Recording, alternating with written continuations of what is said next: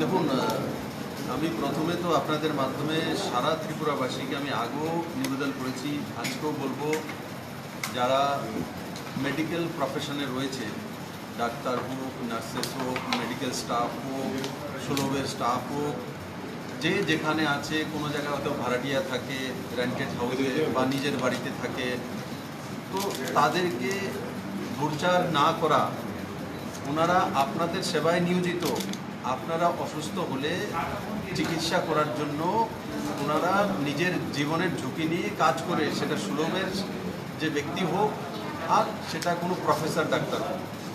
তো তার জন্য কোনোভাবে ত্রিপুরার কোনো জায়গাতে যদি কমপ্লেন আসে যে এভাবে ডাক্তারদেরকে, নার্সেসদেরকে বাড়ি থেকে তাড়িয়ে দেওয়া, থাকতে দেবো না, বা তাদের কাছে থাকলে তাদেরকে সরিয়ে দেওয়া, তো গভর্নমেন্ট তার মধ্যে অ্যাকশান করবে।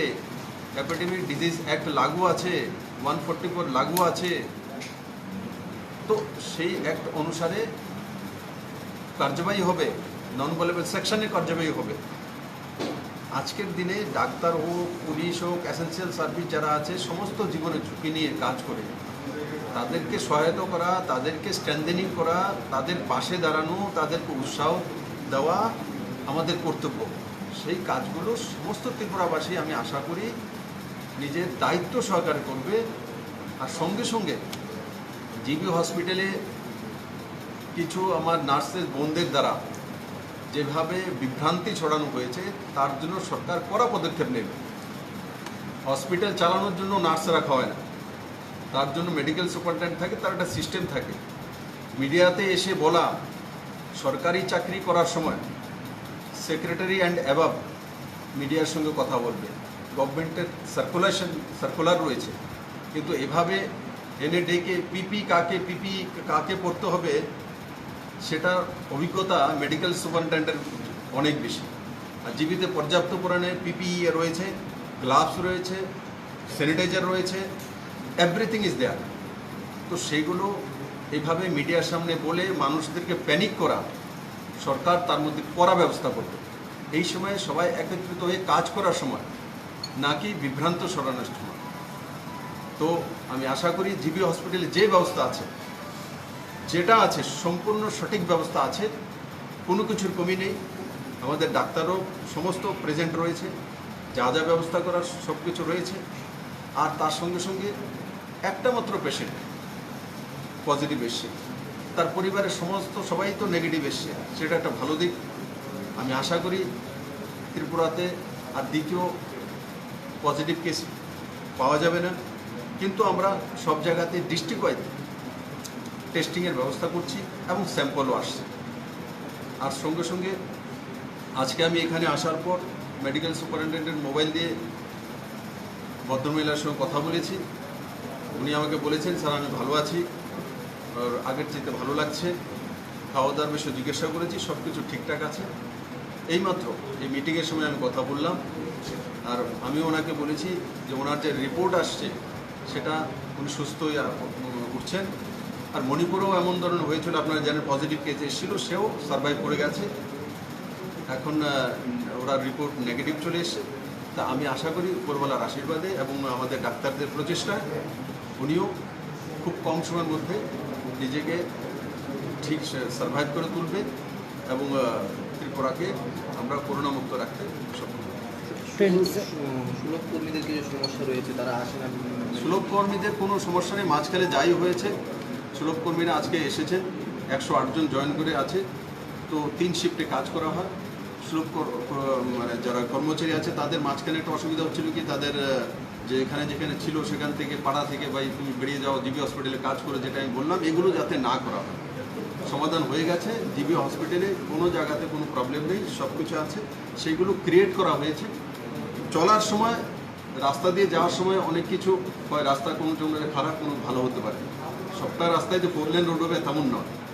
তো তার জন্য যারা এই সংস্থার মধ্যে কাজ করবেন, এই সংস্থার থেকে তার দিনে রোজি রুটি হবে, আর সে তার সংস্থাকে বদনাম করা, ত্রিপুরাকে বদনাম করা, তার উপর ত্রিপুরা সরকার কঠিন কারবাই করে। স্যার, তাদের একটা দাবি যে আমার সাফাই কর্মীরা, যে ওরা যদি কাজ করতে আসে ওরা যাবে না এখান থেকে। যতদিন অবধি এই রোগটা আছে ওদেরকে থাকা এবং খাওয়ার ব্যবস্থা করাতে হবে, এটা আপনার কাছে দাবি রেখেছে। এবং এছাড়া বলেছে যে যদি এই রোগে তারা আক্রান্ত হয়ে মারা যায় তাদের ফ্যামিলির দায়িত্ব যদি রাজ্য সরকার নেয় তাহলে তারা পিছু পা হাঁটবে না, সামনের দিকে এগিয়ে যাবে। এই বিষয়ে আপনি কি বলবেন? দেখো ভাই, আমি আপনাদেরকে বলবো আপনারা একটু জাগরুক থাকুন।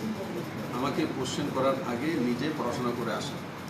ভারত সরকার সিদ্ধান্ত করে রয়েছে শুধু হেলথ নয়, সেন্ট্রাল হেলথ নয়, এভরিওয়্যার 22 লক্ষ যে কর্মচারী রয়েছে, সে যে কোনো কর্মচারী হোক হেলথের, তাদেরকে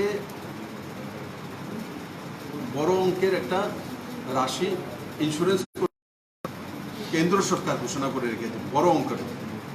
রাজ্য সরকার প্রথম দিনই 21 তারিখ যে প্রেস কনফারেন্সটা আমি করেছিলাম, সেদিন আমি বলেছি যে রাজ্য সরকার যারা করোনা আক্রান্ত হয়ে যদি তার মৃত্যু হয় বা কোনো কিছু হয়, তো তার জন্য রাজ্য সরকার এভারেজ শুধু হেলথ নয়, এভরিওয়্যার ত্রিপুরা যে কোনো লোক তার জন্য 4 লাখ টাকা করে পরিবারকে দেবে ঘোষণা করে রেখেছে।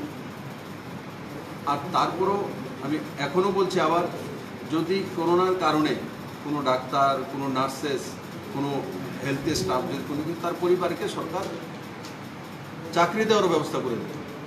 তার জন্য সরকার পিছিয়ে পা হবে না। কিন্তু আমি বারবার আপনাদের মাধ্যমে এটাই নিবেদন করব, সবগুলো ডিক্লেয়ার আছে, সবগুলো ডিক্লেয়ার্ড আছে কেন্দ্র এবং রাজ্য সরকারের তরফ থেকে। এবং শুধু স্বাস্থ্যে নয়, ত্রিপুরাতে 80% লোক বিপিএল, প্রায়োরিটি হাউস হোল্ড বাকি রয়েছে। এপিএল দেখো, ডাইরেক্ট অ্যাকাউন্টে ট্রান্সফার গরিবদের জন্য 2000 টাকা কিষাণ সম্মান নিধির মাধ্যমে, 500 টাকা জনধন অ্যাকাউন্টের মাধ্যমে, 500 টাকা যে অ্যাসপিরেশনাল ব্লকগুলির মধ্যে সিএম রিলিফ ফান্ড থেকে, তারপর 1000 টাকা করে 2 লাখের কাছাকাছি যারা ভাতা পান সেন্ট্রালের, এক্সট্রা 1000 টাকা করে 3 টাইমস। তারপর রাজ্য সরকার 2 মাসের ভাতা একসঙ্গে দিয়ে দিচ্ছে। আর খাওয়া দাওয়া তো ফ্রি, চাল ডাল তো ফ্রি করে রেখেছে 3 মাস যাবত কেন্দ্র সরকার, রাজ্য সরকার 1 মাস যাবত।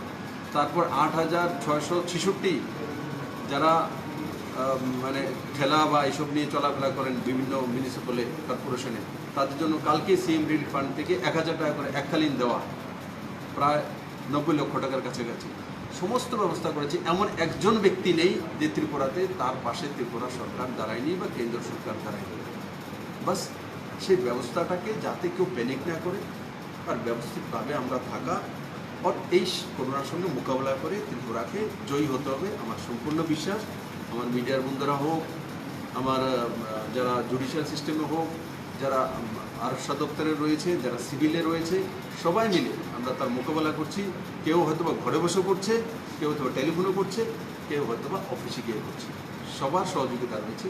আমি আশা করি দল মত নির্বিশেষে সবাই মিলে ত্রিপুরা এই করোনা ভাইরাসের যে আতঙ্ক, তার থেকে আমরা বেরিয়ে আসবো।